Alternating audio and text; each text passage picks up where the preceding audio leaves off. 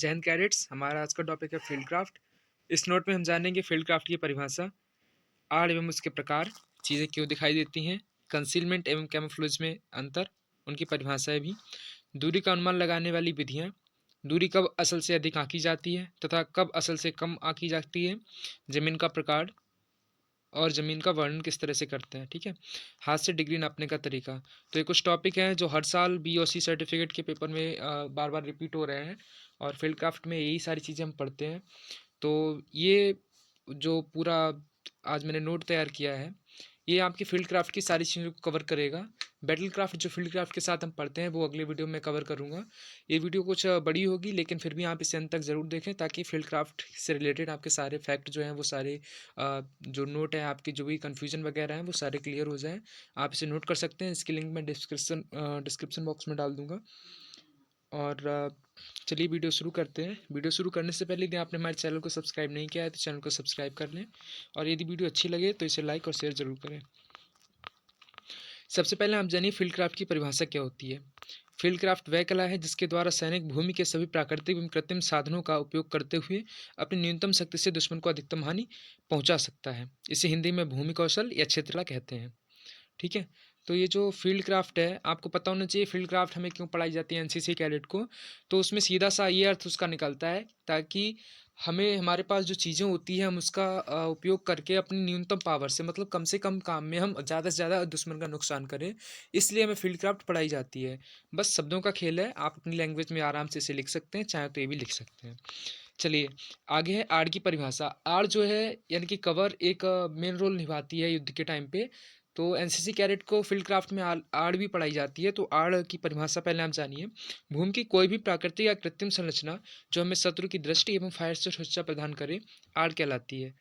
कहने का तात्पर्य सीधा है, दुश्मन की नज़र से हमको बचाए, हम दुश्मन को दिखाई ना दें, और जो वो फायर करे उसकी गोली हमें ना लगे, वह चीज़ जो इन दोनों से हमें बचाए वो आड़ कहलाती है।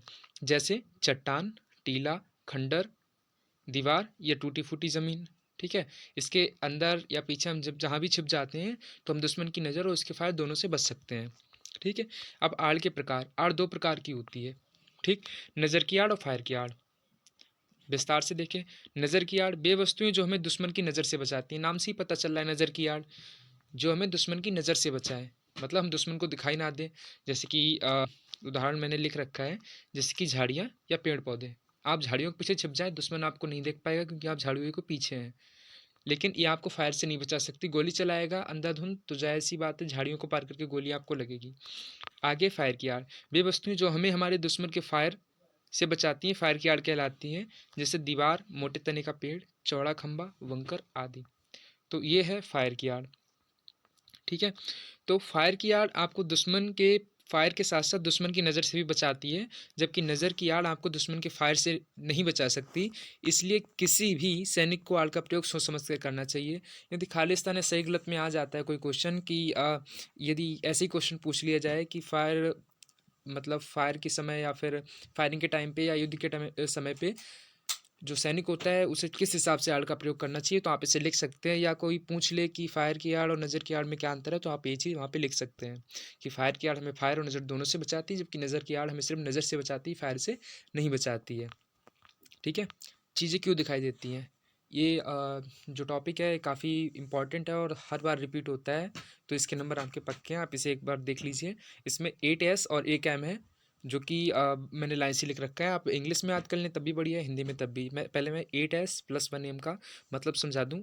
8S जो है उसमें आता है shape, sign, shadow, surface, spacing, smoke, sound, स्लाउट। ठीक है, और जो यम है वो है मूवमेंट। ठीक, तो आप देख लीजिए इसका हिंदी में आकार, शेप, चमक, साइन, छाया, शैडो, सतह, सरफेस, फासला, स्पेसिंग, धुआं, स्मोक, आवाज़, साउंड, तिमिर, स्लाउट और हरकत, मूवमेंट। मान लीजिए आप जंगल में हैं, ठीक है, और यदि आपका कोई विशेष आकार है आपके तंबू वगैरह का, तो ये दूर से ही पहचान में आ जाता है। इस कारण से हमें चीज़ें दिखाई पड़ती हैं। पहले आप क्वेश्चन समझ लीजिए, यदि आप नहीं समझ पा रहे हैं चीज़ें क्यों दिखाई देती हैं। यहाँ पे जो बेसिक रीज़न है प्रकाश वाला, कि प्रकाश के परावर्तन के कारण हमें चीज़ें दिखाई देती हैं, वो तो है। लेकिन यहाँ पे ये फौजी का मामला है, तो यहाँ पे ये पूछना चाह रहा है क्वेश्चन कि मैदान में चीज़ें कैसे दिखाई पड़ती हैं, जबकि हर चीज़ छिपने का प्रयास करती है युद्ध के टाइम पे, तो वो हमें क्यों दिखाई देती है? ज़ाहिर-सी बात है आकार, अगर सबका एक अपना विशेष आकार होता है, मनुष्य का अलग होता है, टेंट का अलग होगा, टैंक का अलग होगा, बंदूक का अलग होगा, तो किस चीज़ से हमें दिखाई देता है? आकार की वजह से हमें दिखाई देते हैं, ठीक है? चमक, सब में अपनी-अपनी एक चमक होती है, चेहरे की एक अलग चमक होती है या फिर राइफ़ल के बैनट की अलग चमक होती है, तो चमक की वजह से, ठीक है? फिर छाया, जैसे कि आप पास में खड़े हैं, ठीक है, पेड़ के पीछे, लेकिन आपकी छाया बन रही है, सूर्य आपके साइड में है, तो छाया की वजह से भी आप दिखाई, साथ ही साथ सरफेस यानी कि सतह की वजह से, किसी चीज़ की सतह खुरदुरी होती है, किसी की चिकनी होती है, ऐसी बात है अगर सतह चिकनी है तो उसका रिफ्लेक्शन होगा, ठीक। फासले का बात करें तो प्रकृति में कोई भी चीज़ एक निश्चित अंतराल पे नहीं होती है, पेड़ पौधे अनायास कहीं भी उगाते हैं, ठीक। लेकिन जो आर्मी की जो चीज़ें होती हैं, आपको पता है हर चीज़ स्पेसिंग में चलते हैं, एनसीसी वाले कहीं भी अपना टेंट वगैरह लगाते हैं, उनका एक स्पेस रहता है कि हम बीच में इतना गैप रखेंगे, या कोई भी है जब दो कतारें चलती हैं उनके बीच में स्पेस रहता है, तो ये मनुष्य ही स्पेसिंग का काम करते हैं।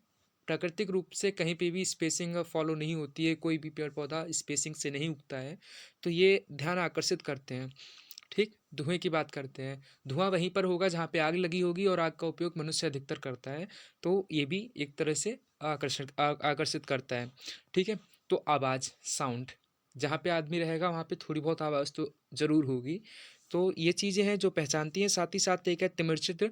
तिमिर चित्र सामान्यतः बच्चे जो हैं काफ़ी कठिन शब्द का इस्तेमाल, मतलब कठिन शब्द इसे समझते हैं, लेकिन तिमिर चित्र वास्तव में ये होता है कि अपने से आपकी जो पृष्ठभूमि है, मान लीजिए आप एक खुले ग्राउंड में खड़े हैं और आपने ब्लैक कपड़े पहन रखे कमांडो वाले, तो ज़ाहिर-सी बात है आप दूर से ही पहचान लिए जाएँगे। जैसे कि एक सूखे पेड़ पे कौवा दूर से ही पहचान में आएगा, और एक हरे-भरे पेड़ पे एक तोता आपको जल्दी नहीं दिखेगा, ठीक है? तो तिमिर चित्र का मतलब है अपने से विपरीत पृष्ठभूमि में रहना, ठीक? ठीक है? हरकत, मूवमेंट, आप हरकत करेंगे तो दूर से ही पहचान में आ जाएँगे। तो ये 8S एंड 1M था, जिसकी वजह से चीज़ें दिखाई देती हैं। Shape, size, shadow, surface, spacing, smoke, sound, slot and movement. आप चाहे इंग्लिश में, आप चाहे हिंदी में लिख सकते हैं। आप एनसीसी के एग्ज़ाम में रोमन इंग्लिश का भी यूज़ कर सकते हैं, जो आप व्हाट्सएप में टाइपिंग करते हैं, ठीक है? अब हम देखते हैं कंसीलमेंट क्या है? इसमें क्या सावधानियाँ बरतनी चाहिए? यदि क्वेश्चन पूछ ले कंसीलमेंट क्या है? आगे है कैमोफ्लेज भी है, और फिर इन दोनों का मैंने अंतर भी बताया। पहले आप इनकी परिभाषाएँ देखिए। सबसे पहले है कंसीलमेंट क्या है? कंसीलमेंट का अर्थ है किसी भी वस्तु के पीछे खुद का छिपाव, अर्थात आड़ का प्रयोग करके दुश्मन की नज़र तक फायर से बचना।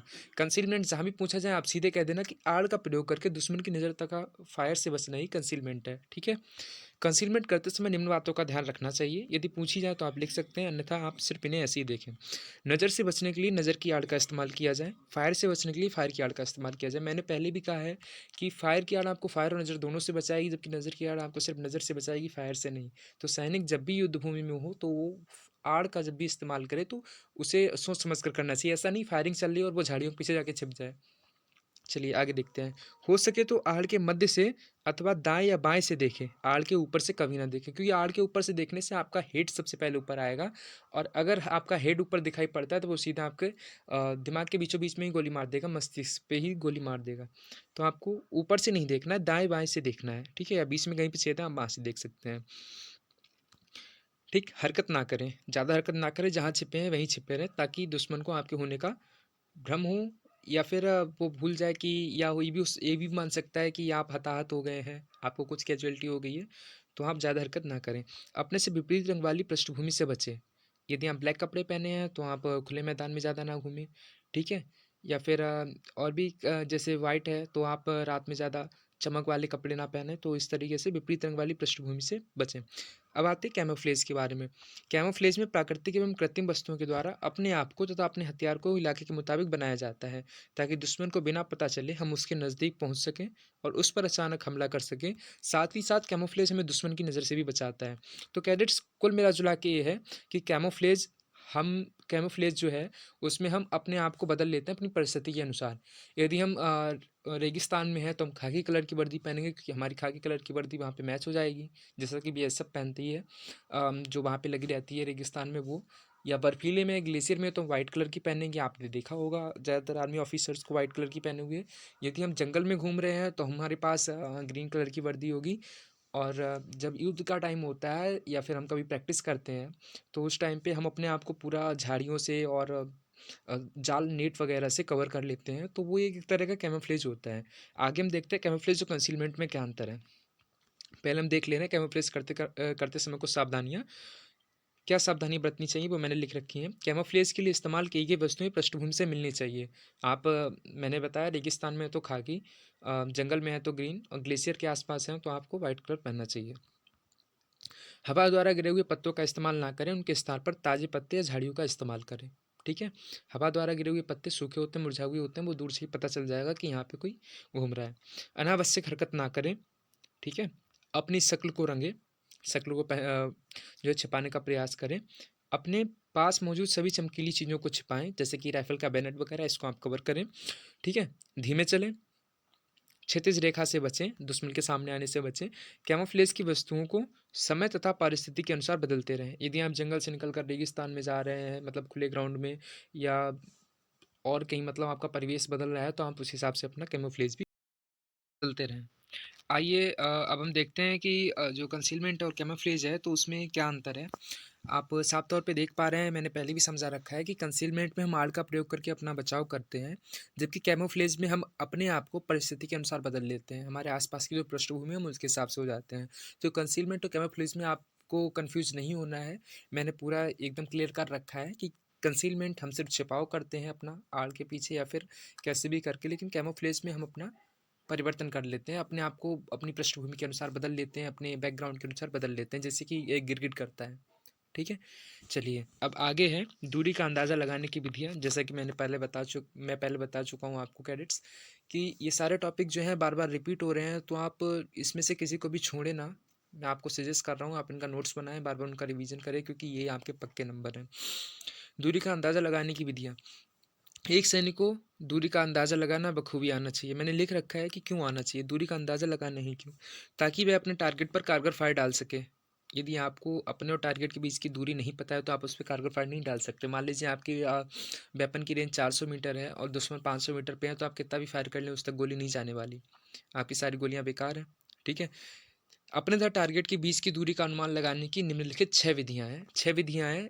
जो है हमारा जो ड्रिल प्रोसीजर है एनसीजी का, या जो भी एफसीबीसी है, इसमें ज़्यादातर 6 चीज़ें हैं, जैसे 6 सेक्शन है, 6 विधियाँ हैं यहाँ पे। ऐसे ही और भी कई सारी चीज़ें हैं जो 6 में ही चलती हैं, जैसे मैप के प्रकार हैं 6 प्रकार के। तो 6 टाइप जो है 6 प्रकार वो कहीं ना कहीं कॉमन रहता है, तो आपको ज़्यादा भूलना नहीं है। तो 6 विधियाँ हैं, मैं उन्हें विस्तार से बताऊँगा। पहले इकाई की विधि। ठीक है। चलिए इसे ही आप कर ले रहे हैं। इस विधि में हम अपने तथा टारगेट के बीच की दूरी को 100 गज के बराबर बराबर टुकड़ों में बांटकर दूरी का अंदाज़ा लगा लेते हैं। मान लीजिए कि आप और आपके टारगेट के बीच की दूरी आपको नहीं पता है, और आपने एक अनुमान लगाया, बराबर बराबर दूरी के 10 हिस्सों में बांट लिया अपने और अपने टारगेट के बीच को, और प्रत्येक टुकड़ा आपने 100 मीटर का बांटा है, वो सॉरी हाँ 100 मीटर का बांटा है। ठीक है। प्रत्येक टुकड़ा आपने 100 मीटर का बांटा, और आपसे आप अपने आप से आपने टारगेट तक के 10 टुकड़ों में बांटा है, 100 100 मीटर के 10 टुकड़े हो गए। तो आपको पता चल जाएगा कि मेरे और मेरे टारगेट के बीच में 1 किलोमीटर का अंतर है। ठीक। ये हो गई इकाई की विधि। इसमें आप कई बराबर टुकड़ों में बांटते हैं और एक टुकड़े की दूरी आपको पता होती है कि आपने उस एक टुकड़े की दूरी कितनी मानी है। ठीक। अब है दिखाई की विधि। दिखाई की विधि कुछ नहीं है कैडेट्स, इसमें क्या होता है कि मनुष्य जो है विभिन्न दूरियों पर खड़ा होता है। जैसे मान लीजिए हमारे पास है, हम उसे पूर्ण रूप से देख सकते हैं, आराम से पहचान, हमसे कुछ दूरी पर है तो हम उसे हल्का देख पाएंगे, मतलब चेहरा नहीं पहचान में आएगा। ऐसी विभिन्न दूरियों पे इंसान रहेगा, तो उसके शरीर और उसकी शक्ल में कुछ परिवर्तन आता जाता है। उसी के आधार आधार पर हम जो दूरी का अंदाज़ा लगाते हैं वही ये दिखाई की विधि। हमें दिखाई देने से हमें जो दूरी का अंदाज़ा लगे वही ये दिखाई की विधि। हम इसे विस्तार से देखते हैं। इस विधि में मनुष्य के शरीर तथा उसकी शक्ल विभिन्न दूरियों पर विभिन्न तरीके से दिखाई देती है। इसी आधार पर दूरी का अनुमान लगाया जाता है। निम्नलिखित दूरियों पर मनुष्य का शरीर एवं शक्ल निम्न प्रकार दिखाई देती है। ठीक है। 200 गज पर शरीर के सभी अंग स्पष्ट दिखाई देंगे। यदि मनुष्य आपसे 200 गज पर खड़ा है तो आप उसके सभी अंगों को स्पष्ट रूप से देख पाएंगे, आँख, नाक, कान, मुंह वगैरह सारी चीज़ें। अगर 250 गज पर खड़ा है वो, ठीक है, तो फोर साइड ब्लेड जो है आपकी, जो राइफल का फोर साइड ब्लेड होता है, आगे जो टिप्पे लगा हुआ होता है, जिसकी मदद से आप शस्त्र लेते हैं, तो अगर सामने वाला व्यक्ति जो है वो नीलिंग पोजीशन में बैठा है, तो वो ब्लेड नीलिंग पोजीशन में बैठे व्यक्ति को पूरा ढक लेगा। ठीक। अगर वो 300 गज पर पहुंच गया है तो चेहरे का रूप जो है धुंधला हो जाएगा, आप पहचान नहीं पाएंगे कि वह कौन है। 400 गज पर शरीर का आकार स्पष्ट दिखाई देता है लेकिन चेहरा नहीं पहचाना जा सकता। 300 गज पे चेहरे का रूप धुंधला हो जाता है, पहचान नहीं सकते हैं, लेकिन 400 गज पर शरीर का आकार स्पष्ट रहेगा। 300 गज पे भी स्पष्ट रहता है, 400 गज पे शरीर का आकार स्पष्ट दिखाई देगा लेकिन चेहरा पहचाना नहीं जा सकेगा। और 400 गज में एक अंतर जो मेन है वह फोर साइड ब्लेड जो है खड़े हुए मनुष्य को ढक लेगा। अभी 250 गज पे था कि बैठे हुए को ढकता है, लेकिन 400 गज पे जब वह पहुंच जाएगा तो खड़े हुए व्यक्ति को फोर साइड का ब्लेड आराम से ढक लेगा। ठीक। 500 गज की बात करें तो मनुष्य का कंधे से ऊपर का भाग अपेक्षाकृत पतला दिखाई देता है तथा अंगों का हिलना डुलना स्पष्ट दिखाई देता है। ठीक है। मनुष्य का कंधे से ऊपर का जो भाग है यानी कि सिर जो है वो बहुत पतला दिखाई देगा, लेकिन नीचे का शरीर चौड़ा, ऊपर का सिर पतला दिखाई देगा।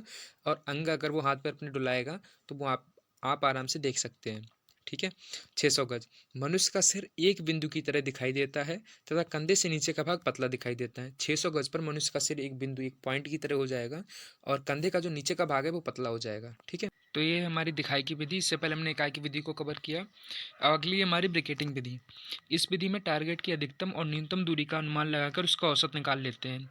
क्या करते हैं, जब हमें किसी चीज़ का अंदाज़ा लगाना होता है अपने से अपने टारगेट के बीच की, तो हम एक अंदाज़ा लगाते हैं अपनी अधिकतम दूरी हम कितनी मान सकते हैं वहाँ तक और न्यूनतम दूरी, उन दोनों को हम जोड़ करके उसका औसत निकालते हैं। औसत निकालने का तरीका होता है कुल पदों का योग बटे पदों की संख्या। आप सभी ने फार्मूला पढ़ा होगा। मान लीजिए हमने अधिकतम दूरी 1000 मीटर और न्यूनतम दूरी 800 मीटर निकाली है, तो हम दोनों का योग करके उसका औसत निकालेंगे तो 1000 और 800 1800 हो जाएगा। और जब 2 से डिवाइड करेंगे तो 900 मीटर हो जाएगा, तो हमारा औसत 900 मीटर निकल आया। तो ये है ब्रिकेटिंग विधि जिसमें हम औसत निकालते हैं अधिकतम और न्यूनतम दूरी मान के। अगला है सेक्शन औसत विधि। सेक्शन के सभी जवानों की टारगेट से बताई गई दूरी का अनुमान लगाकर उसके योग में जवानों की संख्या का भाग देकर औसत दूरी निकालते हैं। जैसा कि नाम से ही स्पष्ट हो रहा है, सेक्शन द्वारा बताई गई दूरियों का औसत निकालना है। 10 जवान होते हैं एक सेक्शन में और प्रत्येक जवान जब अपने अपने पास से दूसरे तक की दूरी बताएगा तो आपको वो दूरी जो है 200 जवानों की मिलानी है। और जैसा कि मैंने बताया औसत होता है कुल पदों का योग बटे पदों की संख्या। तो बटे में 10 जवानों द्वारा बताई गई दूरी जो थी, तो बटे में 10 जवानों की संख्या यानी कि 10 से डिवाइड करेंगे और उसका जो औसत आएगा वही वास्तविक दूरी मानेंगे। तो ये है अंदाज़ा लगाने की चौथी विधि। पांचवी विधि हम देखते हैं की रेंज विधि। नाम समझ में आ रहा है की रेंज। ठीक है। ऐसी की का इस्तेमाल करना है जिनके बीच की रेंज हमें पहले से ही पता हो। ठीक। इसमें किसी ऐसी वस्तु की सहायता से दूरी का पता लगाते हैं जिसकी दूरी पहले से ही ज्ञात होती है। मान लीजिए इस खंबे के मान लीजिए जैसे आप खड़े हैं रोड के किनारे और खंबे हैं। ठीक है। रोड किनारे बिजली के पोल हैं लगे हुए। आप इधर हैं एक पोल के पास और आपको दिख रहा है कि दुश्मन आपसे 5 पोल आगे है और आपको पता है एक खंबा 5 जो है 50 मीटर की दूरी पर है। दो खंभों के बीच की दूरी जो है 50 मीटर है और जब वो 5 खंबे दूर खड़ा है तो आप इससे अंदाज़ा लगा सकते हैं कि वो आपसे कितना दूर है। 250 मीटर दूर है, आपकी रेंज में है तो आप आराम से गोली चला सकते हैं। तो ये है की रेंज विधि जिसमें आपको पहले से ही पता है कि दो चीज़ों के बीच की दूरी कितनी है और टारगेट आपका कहाँ पे है। ठीक है। तो इसमें आप टेलीफोन या बिजली के खंभों का यूज कर सकते हैं। सड़क में जो पत्थर लगे हुए होते हैं, सड़क किनारे पत्थर लगे हुए होते हैं कि शिमला 50 मीटर दूर है, देहरादून 25 मीटर दूर है, जो कुछ है आप वैसे। ठीक है। दो पुलियों के बीच की दूरी कभी कभार क्या होता है कि जिस रास्ते से हम अपना जाते रहते हैं हमें पता रहता है कि दो पुल हैं, दोनों के बीच की दूरी कितनी है अप्रॉक्सीमेटली, तो लगभग आपको पता रहेगा तो आप उससे भी अंदाज़ा लगा सकते हैं। फिर है हार्विंग विधि। इसमें अपने और टारगेट के मध्य एक निशान चुना जाता है, उसकी दूरी का अनुमान लगाते हैं। जो हमने 20 का जो निशान चुना है वहाँ से लेकर के अपनी तक का अनुमान लगाते हैं और उसका दोगुना कर देते हैं। ठीक है। मध्य का एक निशान चुनकर उसकी दूरी का अनुमान लगाते हैं, फिर अनुमानित दूरी का दोगुना करके टारगेट की दूरी ज्ञात करते हैं। तो ये थी 6 विधियाँ जिनमें आपने देखा शुरुआत से इकाई की विधि, दिखाई की विधि, ब्रिगेटिंग विधि, सेक्शन औसत विधि, की रेंज विधि, हार्विंग विधि। ठीक है। तो ये 6 विधियाँ हो गई आपकी, आपको इन्हें याद रखना है। आप इन्हें आराम से नोट करें, इनका रिवीजन करें। अगला क्वेश्चन है दूरी कब असल से अधिक आंकी जाती है, मतलब वास्तव में दूरी जितनी होती है उससे अधिक कैसे आंक ली जाती है। दूरी अंदाज़ा लगाते समय भी त्रुटियाँ होती हैं। तो आप इसमें मैंने नोट करके रखा है, आप इसे नोट करें। निम्नलिखित स्थितियों में दूरी असल से अधिक आंकी जाती है। जब रोशनी अच्छी ना हो, धुंधला हो, तो आपको लगेगा कि चीज़ अभी दूर है। ठीक है। सूर्य देखने वाले के सामने हो। यदि हमारी आंखों के सामने सूर्य है, उसकी चमक हमारी आंखों पे पड़ेगी और हम सही अंदाज़ा नहीं लगा पाएंगे। लक्ष्य आसपास की वस्तुओं से छोटा हो। यदि कोई चीज़ अपने आसपास की बहुत छोटी, मान लीजिए कोई व्यक्ति है और वो उसके आसपास काफ़ी बड़ी बड़ी बिल्डिंग्स हैं, तो आपको ये लगेगा कि ये कितना दूर है अभी, ठीक है, पास में नहीं है। आप इसका प्रयोग करके कभी देखें तो आपको ये सारी चीज़ें लिखने में आसानी रहेगी। घाटी अथवा सकरी गलियों में देख रहे हो, मान लीजिए दो बिल्डिंग्स के बीच में पतली गली है, आप वहाँ से देख रहे हैं या किसी दर्रे में देख रहे हैं, तो आपको लगेगा कि मनुष्य भी काफ़ी दूर है, जबकि वो वास्तव में उतनी दूर होता नहीं है। देखने वाला लेटा हो, आप कभी भी ग्राउंड में लेट करके देखें तो आपको चीज़ें बहुत दूर लगेंगी, ठीक है। तो ये होता है कि वास्तविक से असल कैसे नापी जाती हैं, असल दूरी से अधिक कैसे आंकी जाती है, तो उसमें यह पॉइंट आप लिखें। रोशनी अच्छी ना होने पर, सूर्य देखने वाले के सामने हो, लक्ष्य आसपास की वस्तुओं से छोटा हो, घाटी अथवा सकरी गलियों से देख रहे हो, देखने वाला लेटा हो, ठीक है। तो अगला है, दूरी असल से कम कब आंकी जाती है। दूरी निम्नलिखित स्थितियों में असल से कम आंकी जाती है। रोशनी अधिक हो, ठीक है, जब रोशनी अधिक होगी तो आपको लगेगा ये चीज़ काफ़ी पास में, क्योंकि उसका रिफ्लेक्शन अच्छा होगा। सूर्य देखने वाले के पीछे, हमारे पीछे सूर्य होगा तो हमें ये लगेगा कि चीज़ हमारे ज़्यादा पास में है, ठीक है, चमक आंखों पे पड़ नहीं रही होगी, हम स्पष्ट रूप से देख सकते हैं। सूर्य देखने वाले के पीछे हो, ठीक है, टारगेट किसी ऊंची जगह पर हो। जब आप नीचे से ऊपर देखते हैं तो आपको लगता है कि ये चीज़ पास में है, लेकिन जब आप ऊपर से नीचे देखते हैं तो आपको ये लगता है ये चीज़ बहुत दूर है। तो ये एक पॉइंट है, टारगेट किसी ऊंची जगह पर हो, लक्ष्य आसपास की वस्तुओं से बड़ा हो, ठीक है, लक्ष्य तक देखने वाले के बीच डेड ग्राउंड हो। आपके और आपके जो जो आपका टारगेट है उसके बीच में यदि डेड ग्राउंड है तो ये आपको ये लगेगा कि दूरी कम है, लेकिन वास्तव में वह दूरी काफ़ी अधिक होगी जब आप डेड ग्राउंड से होकर गुजरेंगे तब। हमारे फील्ड क्राफ्ट में कुछ वर्ड यूज होते हैं, उन वर्ड की डेफिनेशन भी मैंने लिख रखी है। जैसे आमरुख, आमरुख क्या है, तो ज़्यादातर आपने आमरुख सुना है जब भी सेक्शन को कोई समझाता है या फिर सेक्शन कमांडर आदेश देता है, या आपके लिए पीआई स्टाफ ने जब भी कुछ समझाया होगा तो आपने आमरुख का शब्द जरूर सुना होगा उनके मुंह से। यदि आप इसका अर्थ जानते हैं तो बढ़िया है, आप इसका रिवीजन करें, नहीं तो आप यहाँ से नोट कर सकते हैं। आमरुख, आमरुख दूर स्थित वह मशहूर जमीनी निशान होता है जो दिए गए जिम्मेदारी के इलाके को दो बराबर भागों में बांटता है और जिसकी सहायता से कमांडर अपने इलाके की ओर निशानों को बताता है। इसे जीएलडी भी कहते हैं, ठीक है। जीएलडी क्या है मैं बताऊंगा आगे। आमरुख दूर स्थित वह मशहूर निशान होता है, मतलब अपने से दूर स्थित कोई मशहूर निशान हो, जैसे कि हमें अपनी सेक्शन को दिखाना है कि सामने दुश्मन है तो हम किसी मशहूर निशान का यूज़ करेंगे और वह किस इलाके में होगा, वो हमारी जिम्मेदारी के इलाके में होगा, ठीक है। तो वो इलाके को दो भागों में बांट देगा, एक तो निशान के उस तरफ और एक निशान की इस तरफ, ठीक है। और जिसकी सहायता से कमांडर अपने इलाके के और निशानों को बताएगा, मतलब उसी की सहायता से वह और निशानों को बताएगा। चूंकि वह निशान मशहूर है इसलिए वो सबको पता होगा। इसे जीएलडी कहते हैं। जीएलडी की फुल फॉर्म होती है जर्नल लाइन ऑफ डायरेक्शन, ठीक है, इसे लैंडमार्क भी बोलते हैं। तो GLD journal line of direction होता है, ठीक। फिर है जमीन का वर्णन। तो जमीन का वर्णन सेना में किस तरीके से किया जाता है, पहले क्या बोला जाता है उसके बाद क्या बोला जाता है, वो मैंने लिख रखा है। सेना में जमीन का वर्णन बाएं से दाएं की ओर किया जाता है, ठीक। सबसे पहले कमांडर अपने आदेश में जीएलडी अर्थात आमरुख को बताएगा, जीएलडी को शामिल करता है। उसके पश्चात वह दाएं एवं बाएं की सीमाएं निर्धारित करेगा। वो आपको बता देगा कि सेक्शन सामने देख एक बड़ा पेड़, ठीक है, आमरुख को आपका हो गया, बताएगा कि दाएं या बाएं जो भी है तो वो बताएगा, उसकी सीमाएं निर्धारित कर देगा तथा फिर जमीन को बाएं से दाएं की ओर वर्णित करेगा। आर्मी में ये रूल है कि जब भी वे आपको कोई ज़मीन के विषय में जानकारी देंगे तो बाएं की तरफ से शुरू करके दाएं की तरफ जाएंगे, ठीक है। खाली स्थान में भी आपसे पूछ सकता है और वैसे भी क्वेश्चन आ सकता है यदि आप सी सर्टिफिकेट के लिए है। बी में इतना डीपली नहीं जाते हैं, फिलहाल आपको पता होना चाहिए। सुविधा की दृष्टि से जमीन को निम्नलिखित तीन भागों में बांटते हैं। जमीन को बांटने का तरीका है, ठीक है, जमीन के प्रकार नहीं है, आप इनमें कंफ्यूज ना हो। Near distance, middle distance and for distance. 300 गज से कम दूरी, ठीक है, 300 गज या उससे पहले ही हम हमारे और 300 गज से तक की जो दूरी होती है उसके बीच की दूरी को हम नियर डिस्टेंस कहेंगे। 300 से 500 गज की दूरी के बीच में जो दूरी होगी वो मिडिल डिस्टेंस कहलाएगी, और 500 से जो आगे की दूरी होगी, ठीक है, वो फॉर डिस्टेंस कहलाएगी। तो 300, 300 से 500 और 500 आप याद रखिए, ज़्यादा कठिन है नहीं। नियर, मिडिल और फॉर। नियर मतलब पास में, मिडिल मतलब बीच में और फॉर मतलब दूर, ठीक है, ठीक है। अगला है ज़मीन के प्रकार लिखिए। ज़मीन जो है मुख्यतः 4 प्रकार की होती है। आप इसमें ढालू वगैरह लिख सकते हैं लेकिन वह है इसी के टाइप में, तो आप हो सके तो 4 ही लिखें। जैसे समतल ज़मीन, ठीक है, इंग्लिश में लिखना चाहें तो ओपन ग्राउंड। ऊंची ज़मीन हाई ग्राउंड। दबी हुई ज़मीन डेड ग्राउंड। टूटी फूटी ज़मीन ब्रोकन ग्राउंड। इसमें आप ढालू ज़मीन लिख सकते हैं, ठीक है। और एक और ज़मीन होती है जिसमें हम लिख सकते हैं, खुला मैदान लिख सकते हैं, लेकिन वो ओपन ग्राउंड में ही आ जाता है। तो आप 4 ही तरह का ही लिखें, इतना ही हमारी हैंडबुक में भी दे रखा है और इतना ही पढ़ाया गया है बेसिकली। आगे देखिए ज़मीनी निशान। बेमसूर निशान जिसे कमांडर अपने आदेश में शामिल करता है ज़मीनी निशान कहलाते हैं। ठीक है, बेमसूर निशान जिसे कमांडर अपने आदेश में शामिल करता है मसूरी निशान कहलाता है, ज़मीनी निशान कहलाता है। चलिए मदद का निशान क्या है? वह निशान जिसकी सहायता से दूसरे निशानों को दिखाया जाता है मदद का निशान कहलाता है। ठीक, मदद के निशान की क्या अनिवार्यता है वो देख लीजिए। ये निशान ग्राउंड पर होना अनिवार्य है, ग्राउंड पर होना चाहिए, मैप पर हो या ना हो उससे फ़र्क नहीं पड़ता है। यदि मदद का निशान 1 डिग्री से अधिक का है, मान लीजिए कोई मैप का जो आपने मदद का निशान जो चूज़ किया है वो कोई इमारत है, तो आप उसका जो है एक किनारा बताएँगे कि सेक्शन को कि सामने देख बड़ा घर, ठीक है? बड़ा मकान, दायाँ किनारा या बायाँ किनारा जो भी है, तो आप उसका एक किनारे से ही शुरू करेंगे। अगला क्वेश्चन है ज़मीनी निशान और मदद का निशान में क्या अंतर है? ठीक है? क्वेश्चन मैंने इसलिए बना के रखा है, वैसे मैं डायरेक्ट भी लिख सकता था क्वेश्चन इसलिए ताकि आप एक बार सोचें कि क्या अंतर वास्तव में क्या अंतर है। ज़मीनी निशान और मदद के निशान में क्या अंतर है?